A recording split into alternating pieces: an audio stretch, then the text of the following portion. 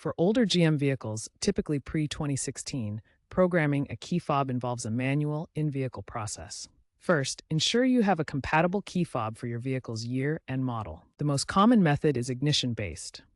Insert a working key into the ignition, turn it to the on position without starting the engine, and then press and hold the lock and unlock buttons on the new fob simultaneously for about 10 to 15 seconds. You might need to repeat this process for each additional fob you want to program, cycling the ignition off and on between each.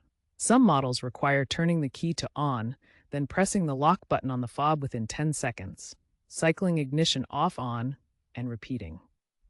Remember to consult your vehicle's owner's manual for precise instructions, as the steps can vary. Battery issues, module faults, or mismatched frequencies can cause failures.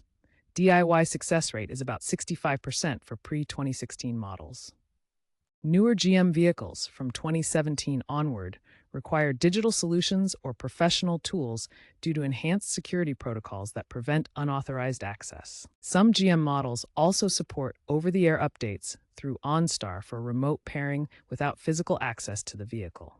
For vehicles requiring physical fob programming, professional scan tools are often necessary to bypass anti-theft measures and complete the pairing process. Manual programming methods are often deprecated for these newer models to prevent key cloning and enhance security. If DIY attempts fail, consult a GM dealer or certified mechanic.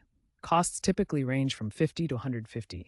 Digital key adoption is growing rapidly, with GM reporting millions of vehicles equipped by 2024, simplifying key management and reducing theft risks.